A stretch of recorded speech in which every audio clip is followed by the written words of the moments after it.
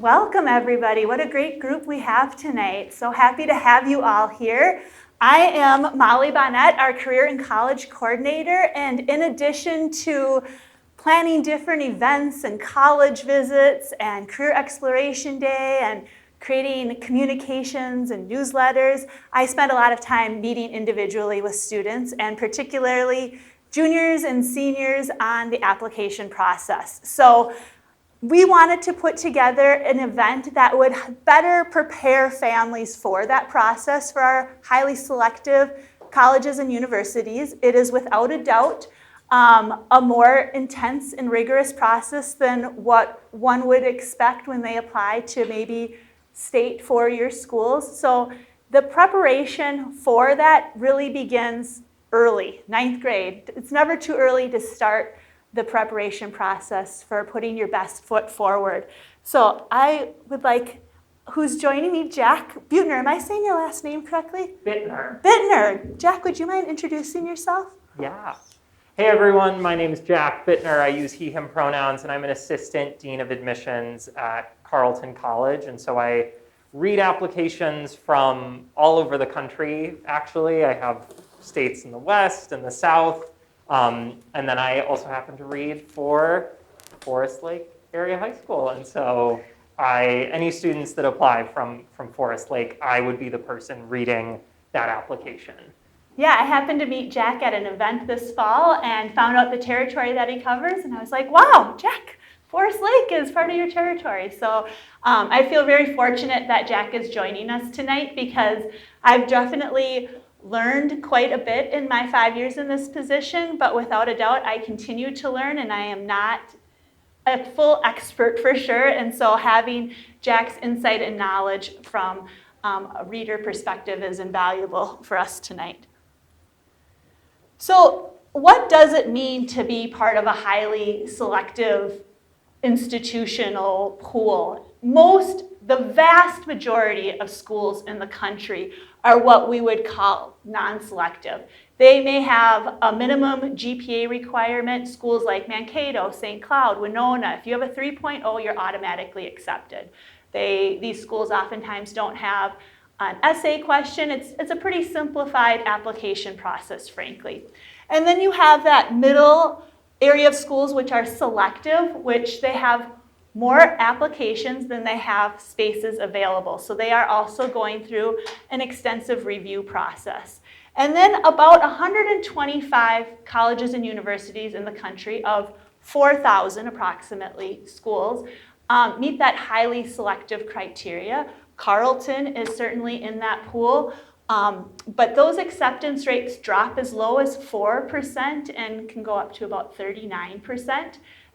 Those acceptance rates are also decreasing overall. Would you agree with the test optional?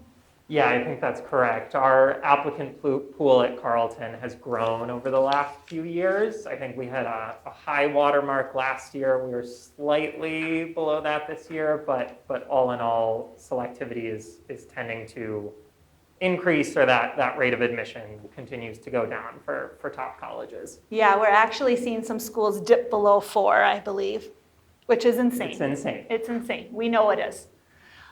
So this is a snapshot. These are schools you're familiar with. You've seen these names before.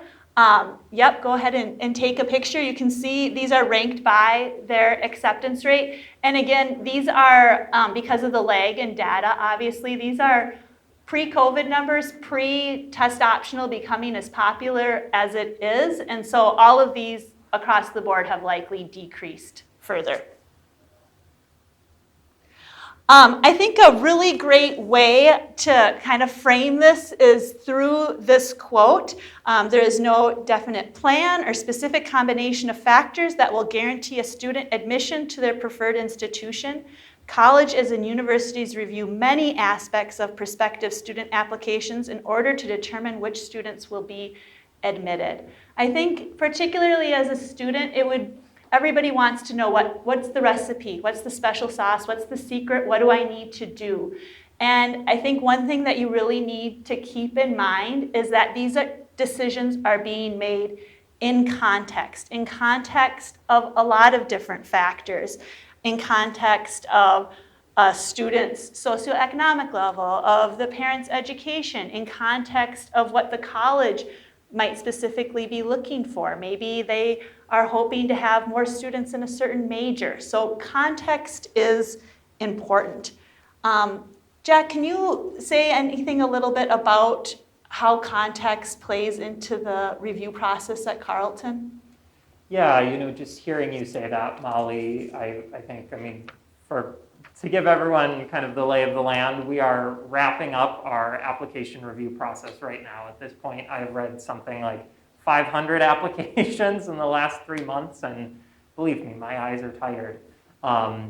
But I would say that, we see a lot of students coming to Carleton interested in things like computer science or biology, pre-med, very popular programs. I won't deny that. They're some of our top programs at Carleton. But we also really do invest in having a strong humanities department. So we can't have everyone pursuing pre-med. That's, a very micro level decision, but those happen at every part of the admissions review process. Carleton's leadership has made it a priority to enroll students from all 50 states, which we do have represented on our campus, but that means that the thousands of students who apply from Minnesota compared to the, I also read the state of Wyoming. Maybe we get 10 applications from Wyoming. And so not that we're putting those students necessarily on the same level, but if we are trying our best to recruit students from all 50 states, the odds can be more competitive depending on where you're coming from.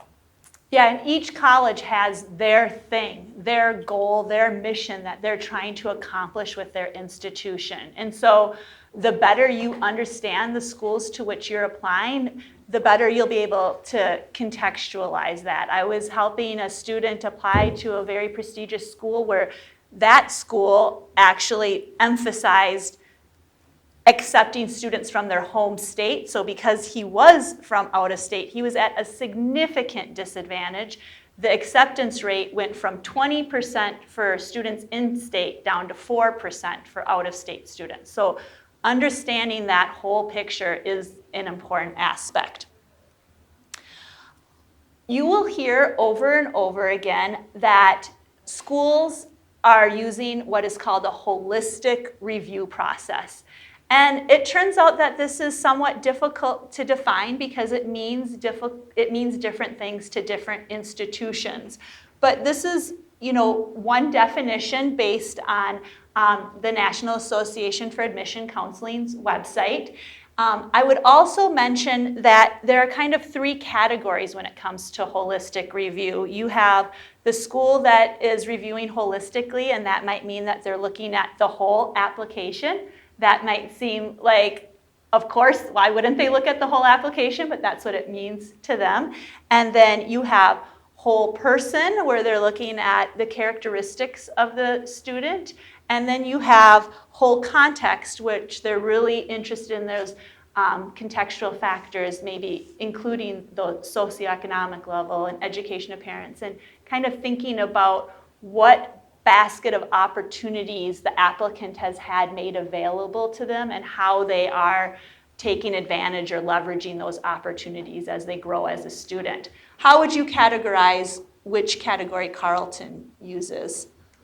Yeah, I would say we fall closest into the kind of context holistic review, but every piece of that does factor into our decision. We are going to look at all the different pieces of the application that you submit to us, but we're also going to try to take those and synthesize them to get a sense of who you are out of the pieces of that application, and then situate you within where you're coming from in Minnesota, from your high school. All of those things are going to differ student to student and high school to high school. And so I like to describe Carleton's approach as no one piece of your application determines what our decision is. We are really going to try to kind of take every piece and form this broader narrative about what your high school career has looked like. And so that's where kind of that holistic lens comes in as we're evaluating our applicants. That's a really nice segue into this chart that was released. This is, again, pre-test optional because of the lag in data. But I think that it might come as a surprise. It used to be maybe back in the day that students and families thought, oh, GPA, ACT score, SAT score, and where the two lines met, that equaled a yes or no decision. And that often was the case for less selective institutions.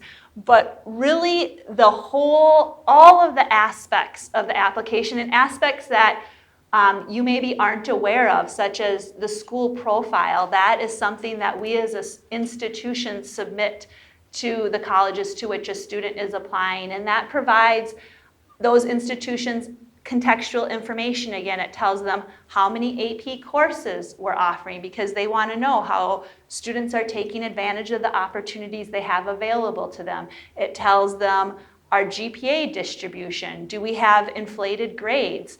It tells them our demographics and other information. One thing that I've come to really appreciate this year in particular is how important letters of recommendation are. This is kind of a new dawning upon me, and it's been frankly a little alarming to our students as they found out this year how critical those letters of recommendation are, including the dean's recommendation. So we know, that your deans have 450 students on their caseload. So it is incumbent upon you to be developing these relationships. You should be, from 9th grade, working to know your teachers and working for them to know you better and on a more personal level. And you can do that by taking advantage of their time before and after school. I've heard some very fascinating stories about how letters of recommendation can really provide that whole context picture. So we will be asking I'll get into this a little bit more, but we will be asking for students to take a much more robust role in the letter of recommendation process. I also want to point out that you'll notice, they're important, but I don't think many students would think that letters of recommendation would be above extracurriculars or class rank in the ranking. So I can't emphasize enough how important it is to develop those relationships. Jack, did you have anything you wanted to add? I didn't really have a specific question, but... Yeah, I would just say, especially as you are narrowing your list of schools, this is a great question to ask as you're talking with admission representatives like myself. What are the most important factors or components of the application? To kind of draw upon what we were talking about with holistic review, at Carleton, you're probably going to get the answer transcript, essay, extracurriculars, letters of recommendation. We put all of those in our most important category. But there are some schools that might also say, first and foremost, we want to look at your transcript, or we want to look at your extracurriculars to see who you're going to be. But this is not information that we are going to conceal from you per se. I think there are a lot of parts of this process where students feel like information is private or it is hidden because these decisions can feel like they're made behind closed doors. But these are things you can absolutely ask about as you're thinking about what schools are going to be a good fit for you. What would you say is a common misconception that students have when they're approaching the application process? That's a good question. I think that students often feel like they have to kind of present as this very academic, focused person, and obviously we want you to be focused on your academics, but I read a lot of essays, for example, where students choose to talk about a subject that most interests them, or they use really academic language, and the application is not about exclusively that. More than anything, we're actually trying to get a sense of who you are, what your voice is like. And so if you talk to your friends, to your parents, to your guardians in that academic language, I don't want to stop you. Go ahead, use it. It's great because that is who you are. But if you feel a need to sound stuffy or use a thesaurus as you're writing your application, those ultimately are more turnoffs to us than they are me walking away from that application feeling like, wow, I really got to know that student. I would say parents, one thing I would really encourage you to work through with your students is spending time every year, all the time, reflecting on who they are and what interests them. I often meet with students who have spent so much time striving academically that they've never really taken that time to think about who they are. I know I was one of those students. I took a ton of rigorous classes. I had no idea what I liked. I thought my job was just to get an A in all those classes, but if somebody said, "What do you like?" I was totally at a loss. I had no idea. So I think the more that students spend time reflecting, which they do not carve the time out to do that, the easier this whole process becomes, because then they don't default to a faux academic tone that isn't really who they are. So getting right into the academics, because without a doubt they are important. I would say these schools are looking for students to take rigorous courses, and AP courses are a great way to indicate to schools that you are in college level rigorous courses. Don't do what you think they want you to do what interests you. So if you hate math, maybe don't do AP Calc. Focus on what you actually enjoy. You will be more successful if you focus on that. So these types of schools are looking for a rigorous course load, 4 years of math and science typically 2 or more years of world language, and then pretty high GPAs. I just looked up tonight to kind of provide you some context. Our top 10% of students for graduating 2022 class, the lowest GPA is a 4.05, and then the top 5%, it's a 4.15 weighted. So you can kind of see where those grades stand and what you need to accomplish. I think there's a lot of question in this area, Jack. Is there a magic number of how many AP classes you need to take, or how hard should you push yourself? Yeah, I hate to say that there's not a magic number. I understand that life would be maybe easier or clearer if there was. The thing that I always try to tell students is take the amount that feels appropriate for you while also being able to do your extracurriculars, have a social life, get 8 hours of sleep at night or something in that range. Because if taking 5 AP classes in a year means that everything else falls away and you're struggling to keep your head above water, that's maybe an indication that the schools that are looking for that number of APs, they might not be a great fit, only because that workload is probably going to, if not remain steady, increase across college. And so part of this is about kind of using the academic piece to find a best fit college and making sure you're at a place that isn't going to just overwhelm you with work. And so at Carleton, we're looking at, again, the number of rigorous courses that you take. And those might be APs, but they might also be dual enrollment, college and schools, PSEO. There are a bunch of different options. But we want to make sure that you are challenging yourself and getting yourself ready for Carleton. I don't have an average number on hand, but I would say just thinking about the applications that I have read this winter, for schools that offer, a dozen or 2 dozen AP classes, we typically see students taking anywhere from 7 to 12 across all 4 years. Though that is what I think we would define as a standard but rigorous curriculum, one that's going to prepare you well for Carleton. But that also differs school to school.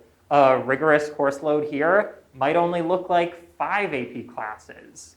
Some schools offer 30 APs, and I see students coming out with 15, and that's actually not that insane for the context of that school. So again, know that a lot of these schools are going to take the time to see what's available to you and evaluate you within that context and not compare you to everyone else. I'm glad you brought up concurrent enrollment and PSCO. I feel like I have kind of learned that AP is maybe more prepared. Do you have a rating that Carleton perceives AP versus concurrent versus PSCO and what they would prefer to see on a student transcript? Yeah, we don't necessarily have a preference, but what I'd encourage you to do is go with what feels best to you and reflects your interests. If you can do that within the AP curriculum, that is excellent. Those classes do pop out to us on a transcript. They do look good, but that doesn't mean we ignore the PSEO courses, and especially if that means it allows you to specialize in an area that interests you, go for it. We don't want to stop you there. That intellectual curiosity is really something that we're looking for, and if you're focusing in on specific classes that you can only take through PSEO, don't let me stop you. Yeah, we have a perfect example of that this year. We have a student who will be graduating who is very interested in getting his PhD in physics, and he is taking quantum physics at the U, and he is taking math classes that I have never heard of, like Fourier analysis, and he has classes that without a doubt would not be, he tapped out on what we had to offer him in 10th grade, and so that was a perfect example of using the PSCO resource. Do you take time to look at, they've indicated a major or a career interest, a career area of interest. Do you backwalk that to their transcript and see if they're aligning their course selections with that area of interest that they've identified? Yeah, that is something that we look at, especially because so many students at Carleton want to pursue STEM as a major. 60% of our students are STEM majors, and so if you're wanting to study, computer science or mathematics, but you haven't taken that pre-calculus course, that's honestly going to concern us, just because we do not offer pre-calc at Carleton. And so you would need to get support outside of Carleton to, theoretically be successful academically. And we want to make sure we're really recruiting students who we're going to support them when they're there. We have, really focused and individual tutoring and academic resource options, but there are levels at which, if your curriculum in high school typically hasn't reached that, if you want to study the sciences, but you chose not to take an AP Science, it's not the end of the world, but that is something that might concern us. We also understand that pathways change, and you might come to Carleton thinking you want to be an economics major, and you take one computer science class, and boom, that's it. That's what you want to do. That's not to say that cannot happen, and we really do kind of look at students with the knowledge that those interests might change. You are not set to any specific major, and that's going to be true for a lot of these liberal arts colleges. But you should be challenging yourself in areas that you might want to major in down the line. Yeah, I would definitely say that flexibility is more true at a liberal arts college like Carleton. I have a student that I'm working with this year that later in his high school career did decide that he wanted to pursue computer science, and he has applied to a very prestigious school that was just out of hand, like, you don't have calc. No, no, you need calc. And it was, he didn't come to that decision until later. And so those bigger schools are going to be more rigid, I would say, in that ability. So I am sure you have all become very familiar with the term test optional. We are in a very different world when it comes to the standardized college entrance exam than we were a mere 3 years ago. I personally, my guesstimate is that we're kind of here to stay. Would you? Yeah? Yes. Okay.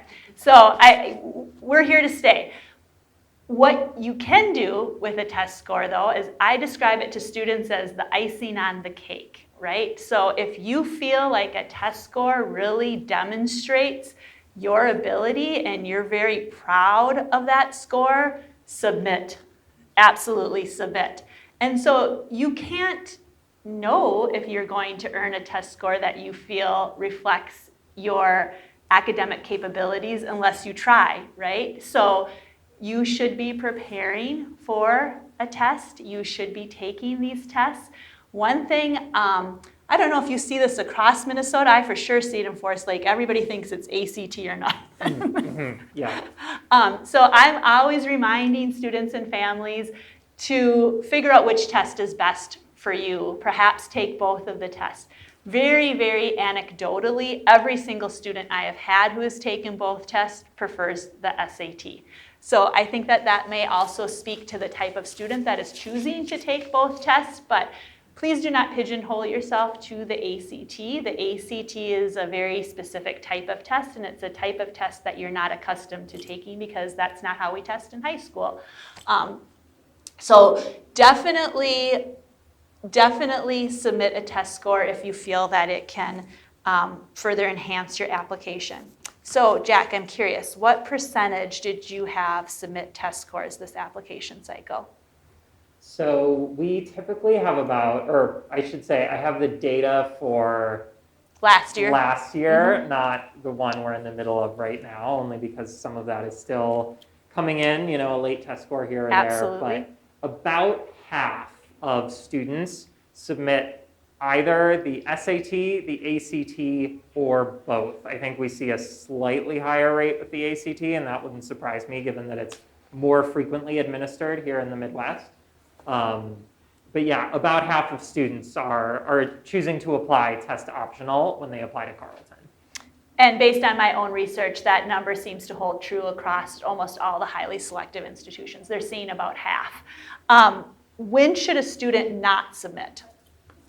So I think when you should not submit is, it requires a little research for you to do on your own, but this is information that's widely available.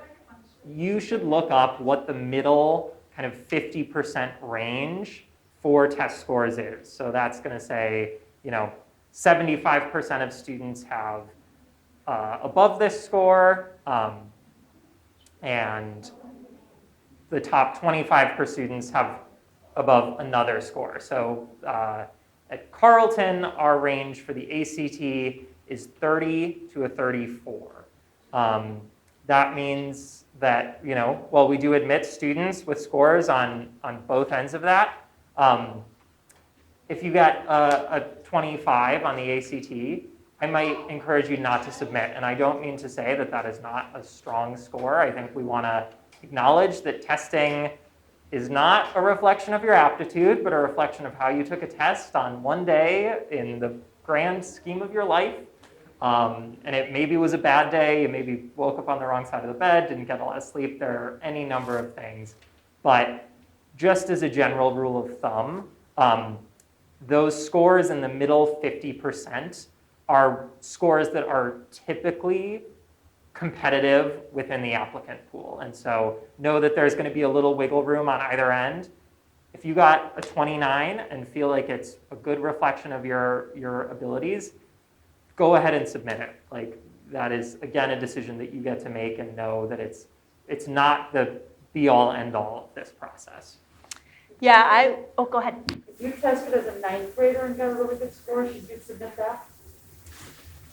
I would say if you submit, or if you got your highest score as a ninth grader and you have not taken it since, you are welcome to submit that. I think we do see them all. I certainly see test scores coming in from before the pandemic for students who took them at a young age.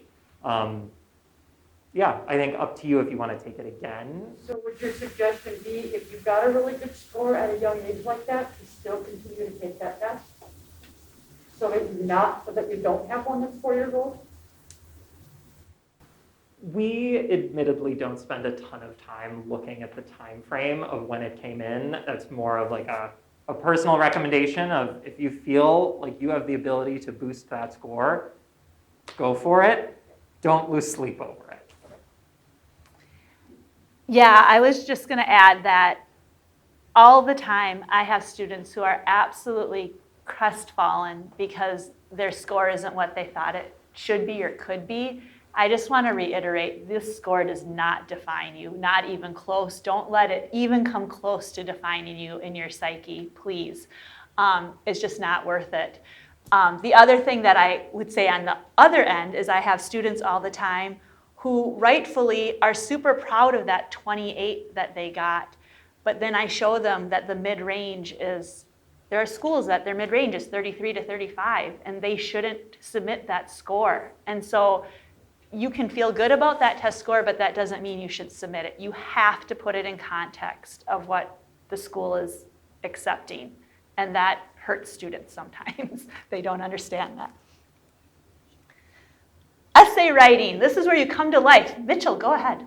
Just a quick question on the essay, like the testing stuff, about how many people that are accepted have like submitted those test scores compared to the ones that haven't? Like, what is the percent? That have submitted a test score? 50%, right? Out of the admits, though? Oh, out of the admits. That's a really good question, and I don't know if I have the data specifically off the top of my head, but I think as we have looked and as we think about, at least personally at Carleton, making a pitch to go permanently test optional, because right now we're in a trial period where we're only test optional for this year and next year. We've only committed to being test optional for that time. We have not seen a significant difference in admit rate for students who submit scores and students who omit scores. So we already alluded to some of the things you should consider when you're writing your essay. I would say the number one word I use in my office is authenticity. Be authentic. Be yourself. Let your voice come out. I always tell students, you are two-dimensional to them through your transcript, your scores, your course selections. Your essay is the opportunity you have to make yourself come to life. For these readers to really have a window into what drives you, what interests you, what do you love, what are you passionate about. And so do not be afraid to let that passion and voice come through. Too often students do, they think, oh, I'm writing an essay for Carleton, I need to be very academic in tone. I'm sure that bores you immediately if you find that to be the case. So let your voice come through and try to be, I don't mean try to be unique in a fake sort of way, but the story you're going to tell or what you share in your essay should be unique, because you should be sharing details that are unique to you. The other mistake that students I see make is they want to say something that is already evident through other parts of the application, right? Don't just write about how much you love hockey. Like that, they can see that. If you've been playing hockey since you were 2, there's nothing there.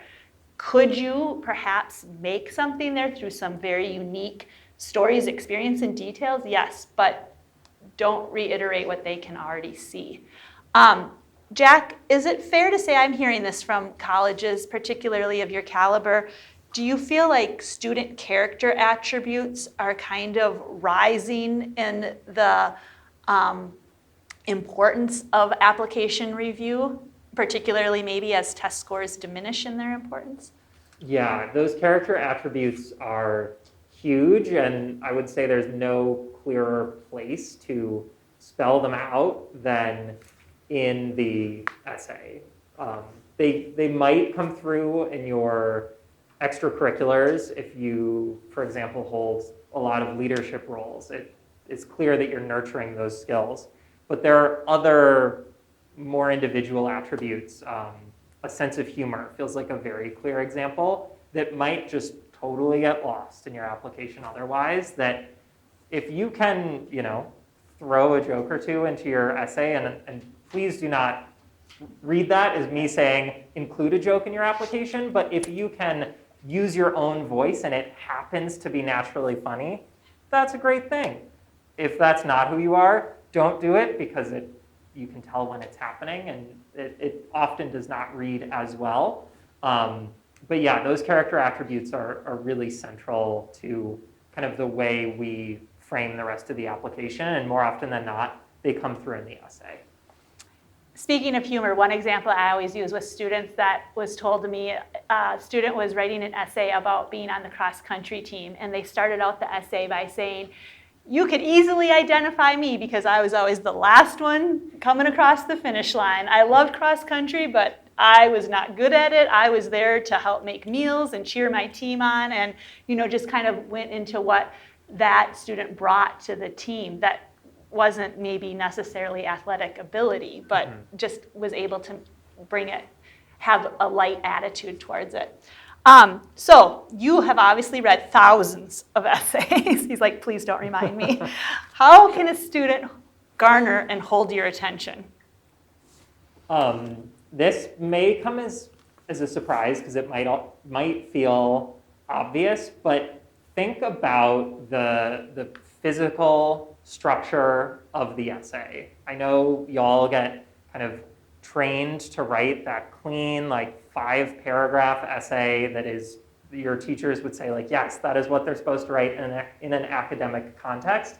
This is not necessarily an academic context. And a lot of the essays that have stuck with me use spacing and sentence structure to their advantage, where the reality is I do not have that much time with a given essay. I'm going to read it all the way through, but I'm going to read it all the way through in maybe 2 or 3 minutes.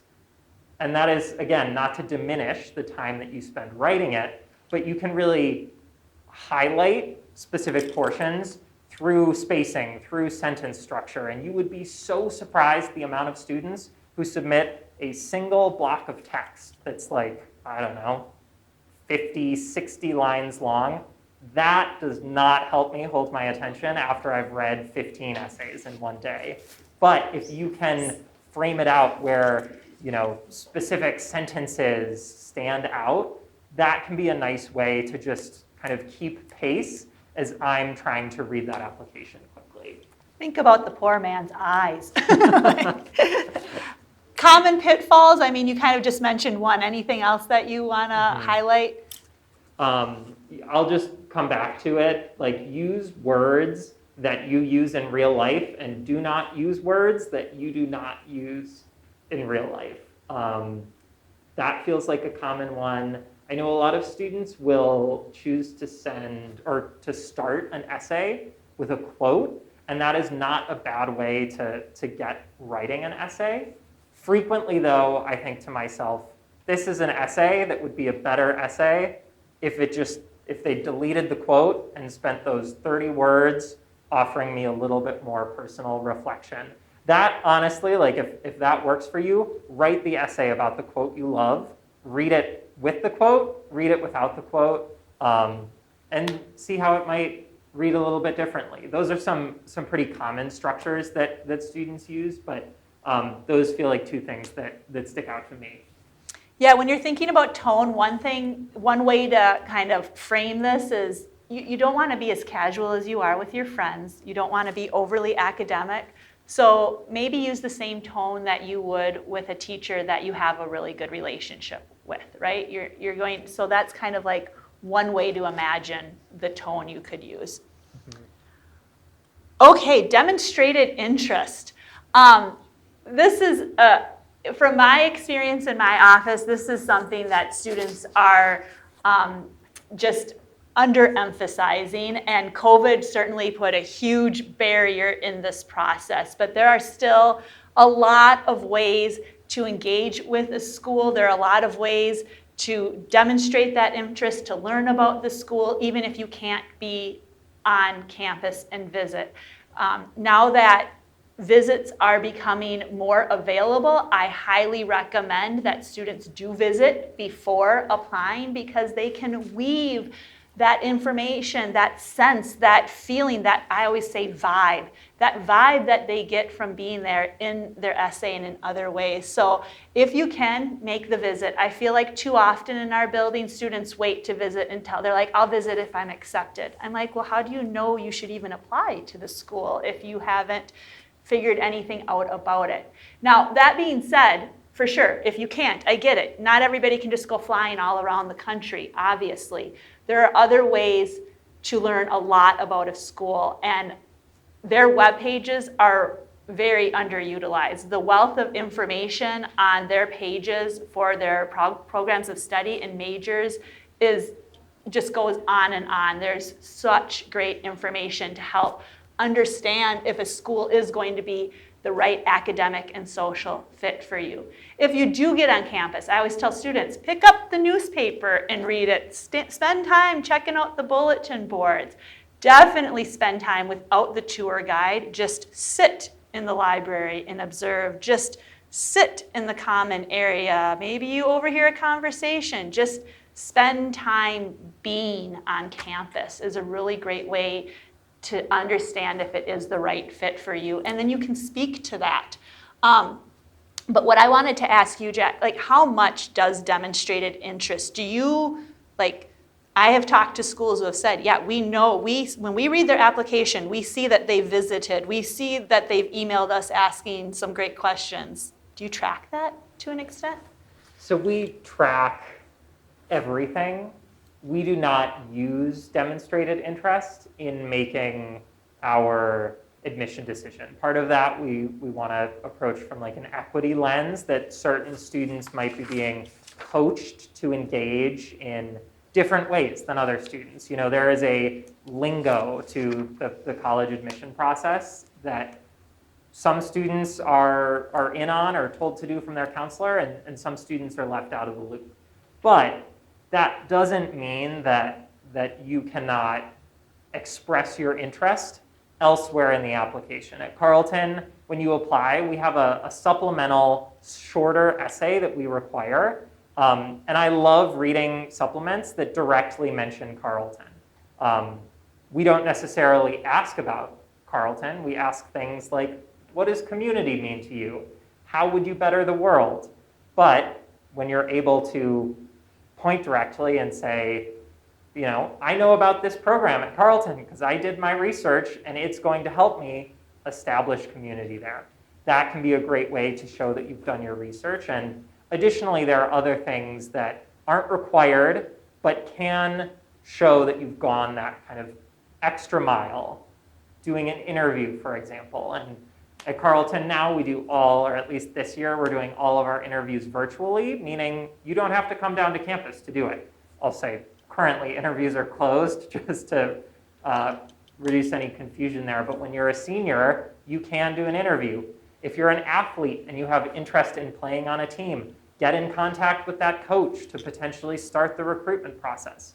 If you're an artist, we have an art portfolio that you can submit, and that goes for visual arts, performing arts, so music, dance, theater, and those can be ways to show that you've put a little more kind of time and intention into your application. Yeah, and a lot of schools will ask the explicit question, why us? Why this program of study at our school? And if you haven't done any research, you're very ill-equipped to answer that question. I just want to acknowledge that we're obviously running a little bit over, so if you need to leave, are you okay sticking around for? Okay, awesome. So if you need to leave, don't hesitate, don't feel bad. We are wrapping up. Letters of recommendation. I've kind of already stated how important they are, but I do want to share with you that we're going to be trying a new approach next year, and that is that all requests for letters of recommendation need to be submitted by October 1st. Many candidates are applying by November 1st, and we need time. These letters take significant amount of time to write well. If I have had more personal interaction with a candidate than the dean, then we will sit down together and I will offer some of my own experiences and stories. So sometimes we're taking, a team approach, but you as applicants also need to make sure that we have plenty of information. So in addition to having the request in by October 1st, at a minimum, you have to provide a resume, but in other circumstances, we may also be asking for an interaction sheet and or a self-assessment. And I'm not going to lie, the self-assessment takes some time. It's a series of 8 questions. It would likely take you an hour to 2 to fill out, and that will be used to help create a better, more intentional letter. It's better if we can weave additional information in. Sometimes I have students who think they need to ask a different teacher for every, please do not do that to our teachers. Like, you are going to ask 2 teachers for letters of recommendation most commonly. Do you guys have 2 letters of recommendation from teachers? Yeah, we require 2. Require 2. So you can start thinking about who these 2 people are going to be in your life, and then of course, additionally, your dean. I don't feel like I see many institutions asking for more than 2 anymore. I don't know if you're familiar with. I think you can. The Common App will typically allow you to submit up to 5. Not necessarily. Yeah, We doesn't mean generally you think have 2 to. does the job. Maybe if you want to ask a coach for a letter of recommendation too, some students will do that. Yeah, because my guidance is very different here. If you have an optional essay, I always say respond. Like, utilize that opportunity, but I don't think you necessarily need to tax our teachers in that way, asking for all those letters. Mitchell? Is there a format to these, or like? Yes. And correct me if I'm wrong, I would say the schools from the dean, they're looking for more of that floodlight perspective of you as a student and your character in our building, and the teachers are going to provide more of that spotlight perspective, how you engage and interact in the academic setting of their classroom. Is that a fair assessment of fair? Yeah, I think that that kind of external perspective is really important for the rest of the application. We hear you talking about you, and so it's really refreshing to balance that with how someone else sees you and who you are within your community. Would you say that you're looking for common themes? Like, it's nice to see a student express a passion for something and then to have it maybe that outside perspective of that same passion. Is that helpful to see a common theme? Definitely. We understand that sometimes life fits into a neater box for some students, and for others it does not. And so it's not necessarily one way or another, but it's always really encouraging for me when I see 2 separate letters of recommendation and they've both pointed out, this student asks great questions. This student is really engaged in class discussion. This student has a really cheerful presence and says hi to me, every time they enter the classroom. Not to say that has to happen, but it is telling when those things are reflected in other components of the application. Remember, this is another opportunity for you to come alive for the readers and for them to really understand who you are a bit better. Okay, extracurriculars. I basically just want you to think about how you are spending your free time. And some students think that they need to do everything. Like, they just have to do all the things. And I would say, nope, not necessary. Right? Nope. Like, it is far better for, again, kind of a central theme, a central passion to be evident to these schools than, I call it the sampler platter. Like, nothing is being created, enhanced. You're not bettering your community if you're just doing all the things, right? So be intentional about where and how you decide to devote that time outside of class. But do something. I don't know. What happens if you see an applicant who just nothing? That is not generally encouraging to us, especially at more selective liberal arts colleges where student bodies are small and it is about a residential on-campus experience. It is not encouraging for us to see a student who isn't engaged in their school community, their home community, their town. Because that, in many ways, is the expectation. That's not to say that that's the truth for all selected schools, but certainly for the smaller schools, there is going to be an extra kind of magnifying glass on not just who you are as a student, but who's this person going to be in our community. And it really can help convince us, this is someone we want to have on campus because they're going to take leadership roles or they're going to be a really supportive peer. Think about the way that your extracurriculars communicate that, and I'd also just encourage you to think about them, outside of what happens within the bounds of, the school walls. If you're involved in a faith group, if you have really significant at-home responsibilities, if you have a part-time job, I know some students are like, oh, I forgot to list that. That is so important to us, and it really can tell us what you're doing outside of your kind of academically focused time. Yeah, I mean, even though I say do something, I also, just like Jack said, if you're a student who has significant responsibilities, maybe you're in charge of watching your siblings from 3 to 9 every night. I've had students who just diminish that and dismiss it as just like nothing that's part of their life. And that is very significant responsibility that needs to be addressed in the application. I had another thought and it left me. Oh, I think when you're thinking about your extracurriculars, it's really like, what do you enjoy? What are you passionate about? And how are you in turn bettering, whether it's the people immediately around you, your greater community, like how are you bettering the environment around you, I think is a really important way to frame that. So without it, oh, Hugh, go ahead.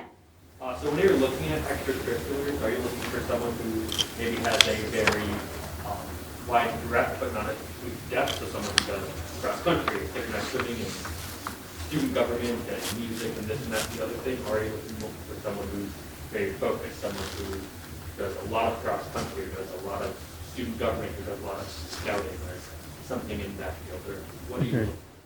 There's no kind of one-size-fits-all approach for us, at least. We want to make sure that you're involved in at least a few different things. Like if you only list cross-country and that's the only thing you do, that generally doesn't communicate to us that you are maybe going to look outside of your comfort zone for things that you might get involved in. That's not saying you have to try a bunch of different things, and I would really encourage you not to spread yourself too thin, because if we see a dozen different one-offs and you didn't continue with anything year to year, it's really about striking that right balance of exploring different things, but also if you feel like you're really committed to something, leaning into that, getting what growth opportunities you can out of that, especially if you're able to take on a leadership role or change your involvement. If you go from being a regular group member or on the freshman squad to being the varsity captain, like that growth arc that you can paint for us within your extracurriculars can be really telling. Yeah, you might think I just choose these images incidentally. These are very intentional. Like, how are you growing yourself in these pursuits? Managing expectations. So this is very important.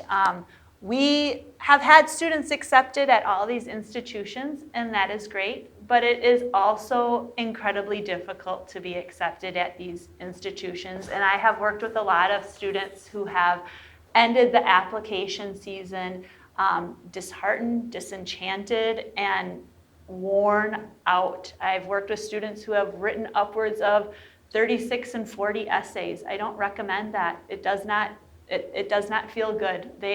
And I've had students who have done that with perfect 36 on their ACT when test scores were absolutely required, and get rejected from all of their top schools.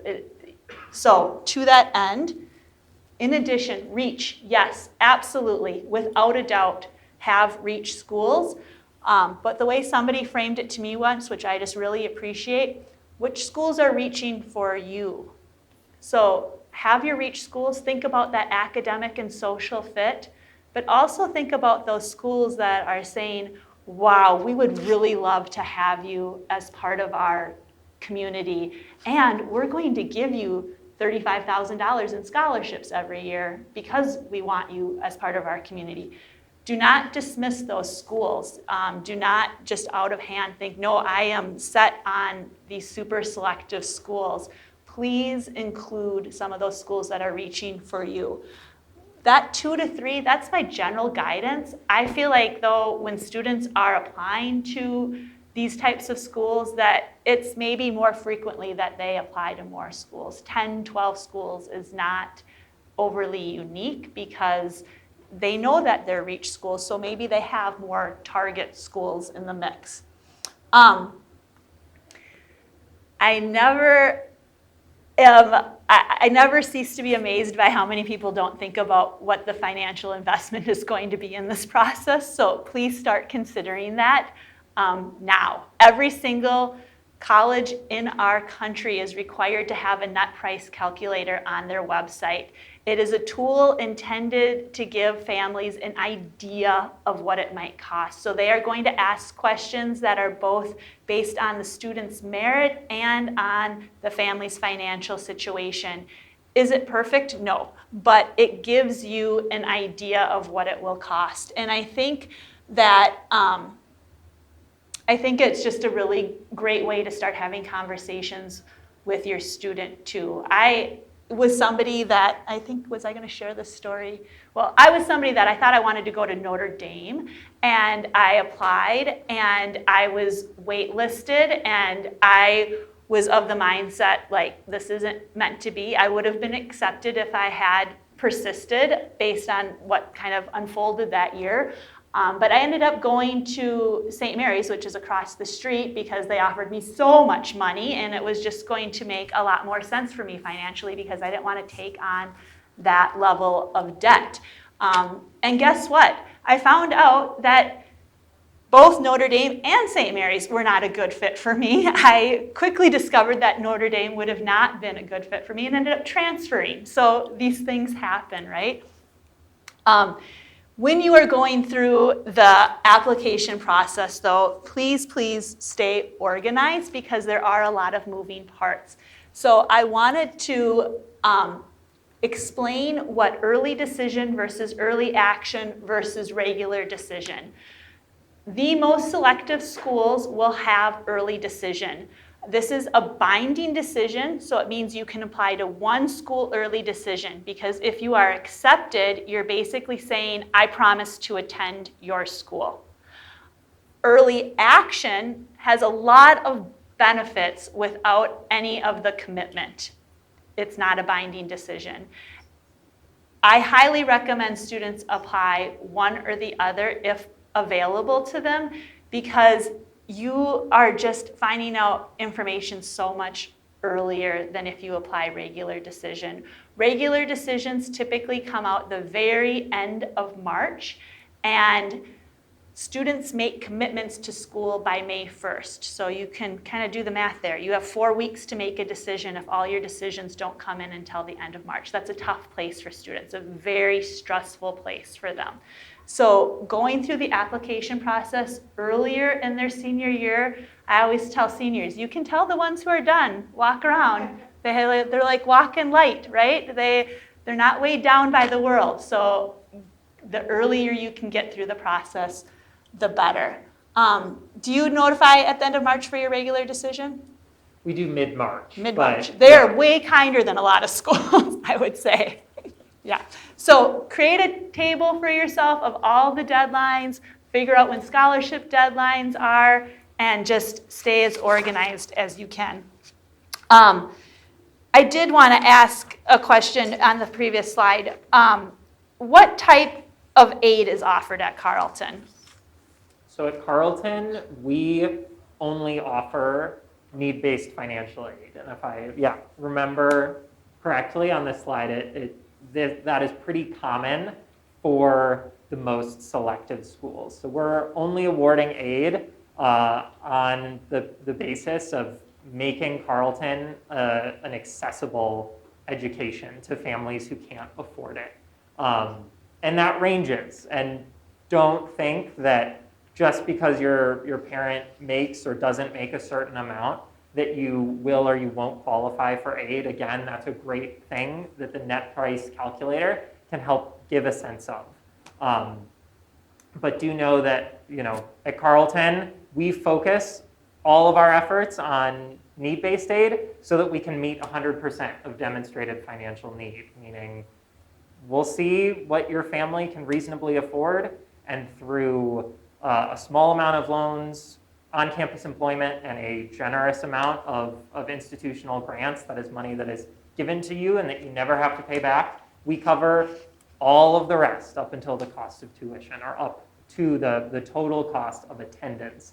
And so know that for these institutions, part of the reason why we're so selective is because our financial aid is so competitive. Yeah, and I would say that, you know, some schools like your Princeton, Yale, they just flat out, if your net family income is below 160,000, it's paid for. And then if you kind of get into that zone a little bit, they maybe have like tuition is paid for, and then you're responsible for part of room and board. But these schools, they have the reputation they have for a reason, and they have very significant endowments, and so they are able to provide opportunities to students that you cannot have at other institutions, and they're able to pay the need that students have because of those significant endowments. I'll explain first. If you're not familiar, you're going to complete something called the FAFSA in addition to other financial aid forms.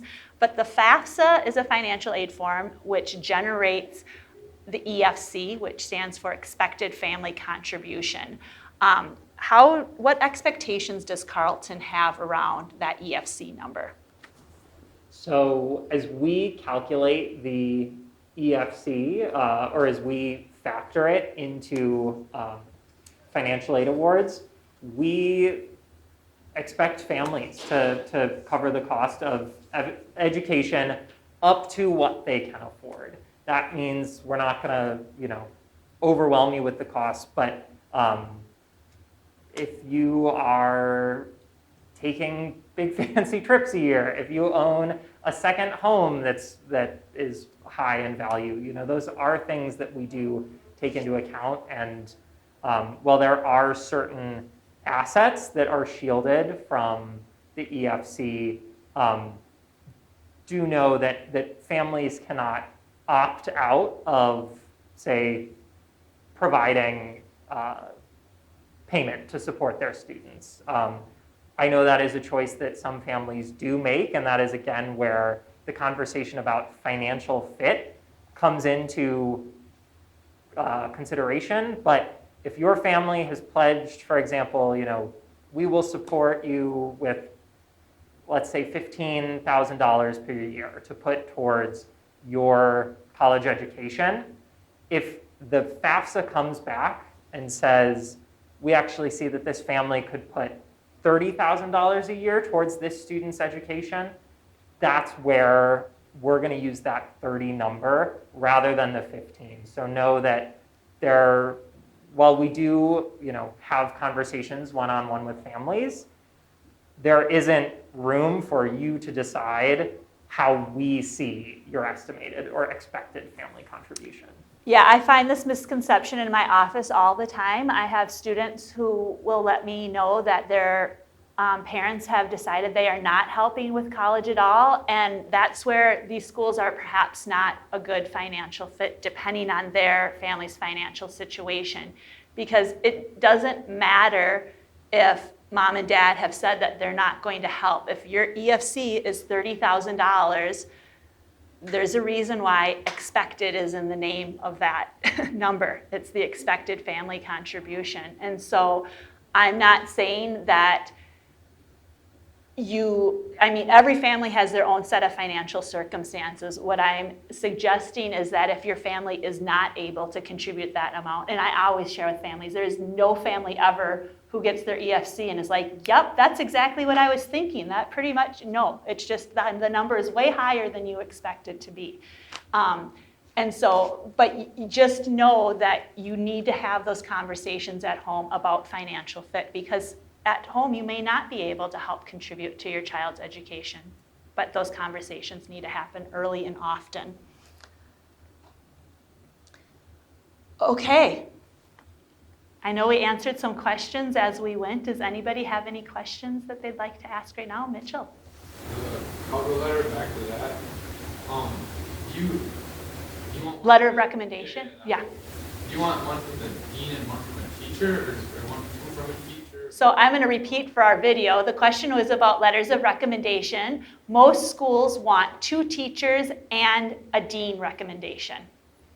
But you can, perchance, as a third, or as, I guess what would be a 4th recommendation, have a coach, an employer that could be utilized. Other questions? So are you made aware of what your financial obligation would be before you sign your employee? I'm just going to repeat that before you answer. Are you made aware of what your financial obligation is before you commit to a school? That is a great question. The answer is yes. That is where it's really good to start having that conversation about early decision, that binding decision, so that you're aware, like, by applying early decision, I'm agreeing to go to this school. So that is where you should be pretty aware of what family finances look like and the financial fit of an institution. And schools can help with that, help answer those questions, even on the front end, without necessarily providing a specific number. But to give you a sense of what we do at Carleton, right when you get your decision letter, that if admitted, it says you've been admitted, the second page of this electronic PDF that we send you says, here is the breakdown of your financial aid award, and it will spell out what we've offered you in terms of grants, in terms of loans, in terms of on-campus employment, and then the family expectation. So it will spell it out clearly, though those documents also there are a lot of numbers, and I'll admit that, like, I got confused looking at them sometimes, and so that's always a great time to just quickly call or email any financial aid office. Any of the schools that were on this list are going to have really robust financial aid offices with staff members ready to answer questions about what either payment looks like or what that financial obligation is.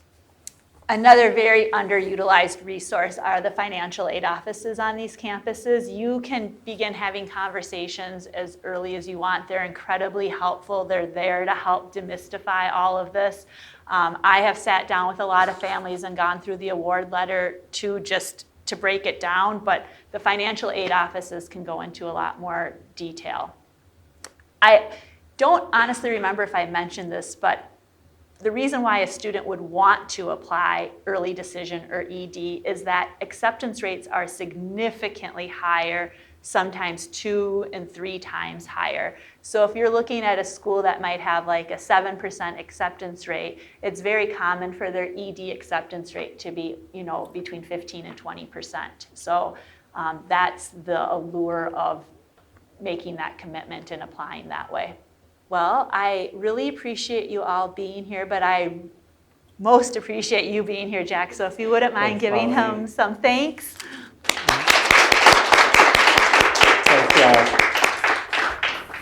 Thank you for being here. Have a wonderful evening. And of course, if you have any questions along the way, don't hesitate to reach out to me.